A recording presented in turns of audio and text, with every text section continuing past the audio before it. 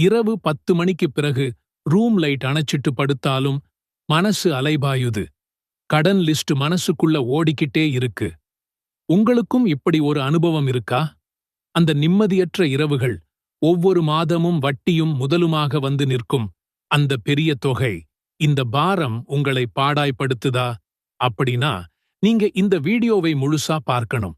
ஏன்னா குர்ஆன்ல வெறும் 7 வசனங்கள் மட்டும் கொண்ட ஒரு சின்ன சூரத்துல் மவுன் உங்க கடன் சுமையை இல்லாம பண்ண ஒரு ரகசிய வழிய மறைச்சு வச்சிருக்கு. ஆமாங்க, வெறும் 7 வசனங்கள். அந்த ரகசியம் என்னன்னு இப்போ பார்க்கலாம். இது வெறும் மத போதனை மட்டுமல்ல, நிம்மதியான ஒரு வாழ்க்கைக்கு அத்தியாவசியமான ஒரு மனநல வழிகாட்டியும் கூட. கடன் என்னும் வார்த்தை காதுல கேட்டாலே ஒருவித மூச்சு முற்ற உணர்வு, ஒரு பதட்டம். இது வெறும் உங்க பேங்க் அக்கவுண்டை மட்டும் பாதிக்கிற விஷயம் இல்லைங்க. இது உங்க மனசை, உங்க குடும்ப உறவுகளை, உங்க நிம்மதியான தூக்கத்தை, ஏன் உங்க எதிர்கால கனவுகளை கூட சிதைக்கிற ஒரு பெரும் சுமை. பல நேரங்கள்ல இந்த கடன் பிரச்சனை மன அழுத்தமா மாறி குடும்ப சண்டைகளுக்கும் உடல்நலக் குறைவுக்கும் கூட வழிவகுக்குது. இஸ்லாம் இதுக்கு தீர்வு சொல்லுது. ஆனா அது நேரடியா உடனே கடன் மறையும்னு சொல்ற ஒரு மேஜிக் மாதிரி இல்ல. அதற்கு சில அடிப்படை போதனைகள் இருக்கு. நம்ம பேசப் போற இந்த சூரத்துல் மவுன், இதோட அர்த்தமே அற்பப் பொருட்கள் அல்லது சிறு உதவிகள் என்பதுதான். மக்காவுல இறக்கப்பட்ட இந்த சூரா வெறும் 7 வசனங்கள் கொண்டது. பெரும்பாலும் இது தொழுகை பற்றிய விமர்சனமா தெரியலாம். ஆனா உண்மையில இது சமூக நீதியையும் மனித நேயத்தையும் ஆழமா பேசுற ஒரு சூரா. நம்ம வாழ்க்கையில நாம எப்படி பிறருக்கு சின்ன சின்ன உதவிகள் செய்யறதையும் தள்ளிப் போடுறோம் அல்லது அதை அற்பமா நினைக்கிறோம்னு இந்த சூரா நமக்கு கண்ணுல விரல் விட்டு காட்டுது. அற்பப் பொருட்கள்னு ஏன் பேர் வந்துச்சுன்னா, பிறருக்கு கொடுக்க வேண்டிய சின்ன சின்ன உதவிகளை கூட மறுத்து தங்கள் பொருட்கள் மீது அளவு கடந்த பற்று கொண்டவர்களை இந்த சூரா விமர்சிக்குது. இந்த சூரா ஒரு முஸ்லிமின் அடிப்படை குணங்களாக இருக்க வேண்டிய கருணை, உதவி மனப்பான்மை மற்றும் இறை வழிபாட்டின் நேர்மை ஆகியவற்றை அழுத்தமா பேசுது. இதை ஒவ்வொரு நாளும் நாம் ஓதும் போது நம்ம உள்ளத்துல கருணை ஜாஸ்தியாகும். அந்த கருணை நம்மை நேர்மையான வழிகள்ல நடக்க வச்சு கடன் பிரச்சனை உட்பட பல வாழ்க்கை பிரச்சனைகளை சமாளிக்க ஒரு பெரும் சக்தியை கொடுக்கும். இந்த சூரா ஒரு தனி மனிதனின் கடமைகளை மட்டுமல்ல, ஒரு சமூகத்தின் ஆரோக்கியமான செயல்பாடுகளுக்கும் அடித்தளமிடுது. நபியே, நியாயத் தீர்ப்பை பொய்ப்பிக்கின்றானே, அவனை நீர் பார்த்தீரா?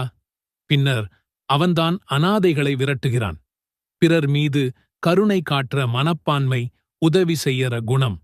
அதாவது மறுமை நாளை பொய்யாக்கி இறைவனின் தண்டனையை நம்பாத ஒருவன் எப்படி இருப்பான் என்பதை முதல் வசனத்திலேயே நமக்கு ஒரு கேள்வியாக வைக்கிறது. இப்படிப்பட்டவர்கள் கருணையற்றவர்களாக, பிறர் துன்பத்தில் அக்கறையற்றவர்களாக இருப்பார்கள். அனாதைகளை அலட்சியப்படுத்துவது, அவர்களுக்கு உதவ மறுப்பது, அவர்களை புறக்கணிப்பது இவர்களுடைய குணம். இஸ்லாமிய சமூகத்தில் அனாதைகளுக்கு ஒரு மிக உயர்ந்த இடம் உண்டு. அவர்களை அரவணைப்பது, பாதுகாப்பது பெரும் புண்ணியம். ஆனால் மறுமையை மறுக்கும் இத்தகையோர் அனாதைகளை கூட ஒதுக்கித் தள்ளுவார்கள். மேலும் ஏழைக்கு உணவளிப்பதின் பேரிலும் அவன் தூண்டுவதில்லை. இது வெறும் பணம் கொடுக்கிறது மட்டும் இல்லைங்க. ஒருவேளை சாப்பாடு கூட ஒரு பசியுள்ள ஏழைக்கு பகிராத கஞ்சத்தனத்தை இது குறிக்குது. உணவு கொடுக்க ஊக்குவிக்காதவன் என்று பொருள். அதாவது தானும் கொடுக்க மாட்டான், பிறரையும் கொடுக்க தூண்டமாட்டான். இது ஒரு சமூகத்தின் பெரும் நோய். இன்னும் கவனமற்ற தொழுகையாளிகளுக்கு கேடுதான். அவர்கள் எத்தகையோர் என்றால், தம் தொழுகையில் பராமுகமாகவும் அசிரத்தையாகவும் இருப்போர். அவர்கள் பிறருக்கு காண்பிக்கவேதான் தொழுகிறார்கள். தொழுகை என்பது இறைவனுடனான நம் நேரடி தொடர்பு. இது நம் நேர்மையை, நம் ஒழுக்கத்தை, நம் மனசாட்சியை ரிப்ரெஷ் பண்ணும் ஒரு டூல். அதை அலட்சியமா, கவனக்குறைவா, வெறும் சடங்காகச் செய்தால் நம்முடைய வாழ்க்கையின் மற்ற விஷயங்களும் அலட்சியமாகிப் போகும்.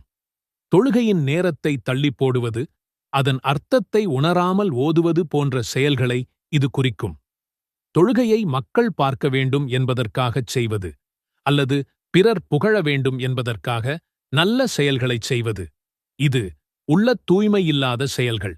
இவர்களின் செயல்களில் இறை திருப்தியை விட மக்களின் பாராட்டுக்கு அதிக முக்கியத்துவம் இருக்கும். மேலும் அற்பமான புழங்கும் பொருள்களை கொடுப்பதை விட்டும் தடுக்கிறார்கள்.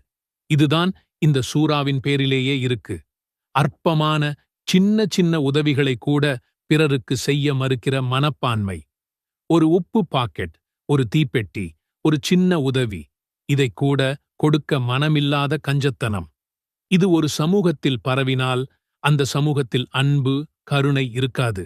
நம்மை உதவாமை, கஞ்சத்தனம், பாசாங்கு தொழுகை மற்றும் பிறருக்கு சின்ன உதவிகளை கூட மறுத்தல், இந்த 4 விஷயங்களை நேரடியாக கண்டிக்குது. இதை ஆழமா புரிஞ்சுகிட்டா நாம ஏன் கடன்ல சிக்கறோம், ஏன் நிம்மதியை இழக்கறோம்னு ஒரு காரணம் தெரியும். இந்த சூரா வெளிப்படையான மதச் சடங்குகளை விட உள்ளத்தின் தூய்மையையும் சமூக பொறுப்பையும் வலியுறுத்துது. தினமும் சூரத்துல் மவுன் 7 முறை ஓதுங்க. ஆமா, வெறும் 7 முறை. ஓதின பிறகு கைகளை உயர்த்தி துஆ செய்யுங்க. இறைவா, என் கடனை நீயே அடைச்சுவை. என் கையை நேர்மையா வச்சுக்கொள். என் உள்ளத்தை சுத்தமாக்கு. வெறும் ஓதுவது மட்டும் போதாது, அதன் அர்த்தத்தை உள்வாங்கி அதன்படி நடக்க முயற்சி செய்யணும். இந்த சூரா உங்க மனசுல கருணையை விதைக்கும், பேராசைய குறைக்கும். உங்க வாழ்க்கையில இருக்கிற எல்லா கஷ்டத்தையும் ஒரே ஒரு விஷயத்தை வச்சு சரி பண்ண முடியும்னு சொன்னா நம்புவீங்களா? நான் சொல்றது, உங்க கடன், உங்க மன அழுத்தம், உங்க பயம் எல்லாமே காலி. இன்னைக்கு குர்ஆனோட ஒரு ரகசியத்தை உடைக்கப் போறோம். அதுதான் சூரா யாசீன்.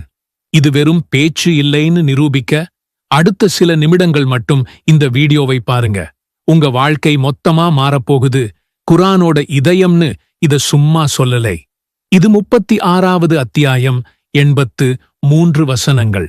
இது எவ்வளவு முக்கியம்னா, நபி ஸல்லல்லாஹு அலைஹி வஸல்லம் அவர்களே இதை குர்ஆனோட இதயம்னு சொல்லியிருக்காங்க. சில அறிஞர்கள் இந்த ஹதீஸோட அறிவிப்பாளர் பத்தி பேசினாலும் கோடிக்கணக்கான முஸ்லிம்கள் இதோட சக்தியை உணர்றாங்க. ஏன் தெரியுமா? ஏன்னா நம்ம உடம்புக்கு இதயம் எப்படி ரத்தத்தை பாய்ச்சுதோ அதே மாதிரி சூரா யாசீன் இஸ்லாத்தோட மையக் கருத்துக்களான அல்லாஹ்வின் ஏகத்துவம், மறுமை வாழ்க்கை போன்றவற்றை நம்ம மூளைக்குள்ள பாய்ச்சுது. நாம எல்லாரும் தப்பு பண்றோம். ஆனா அந்த குற்ற உணர்ச்சியோடையே வாழணுமா? தேவையே இல்லை. ஒரு நபிமொழி என்ன சொல்லுது தெரியுமா? யார் ராத்திரியில அல்லாஹ்வுக்காக மட்டும் சூரா யாசீனை ஓதுறாரோ அவரோட பாவங்கள் மன்னிக்கப்படுது. அடடா, ஒரு புது தொடக்கம். அல்லாஹ்வின் கருணையை நாடி அவனுடைய வார்த்தைகளை ஓதுவது பாவ மன்னிப்புக்கு ஒரு சரியான வாய்ப்பு. உங்க ஒவ்வொரு நாளையும் ஜெயிக்கணுமா? அப்போ காலையில எந்திரிச்சதும் முதல் வேலையா சூரா யாசீனை ஓதுங்க.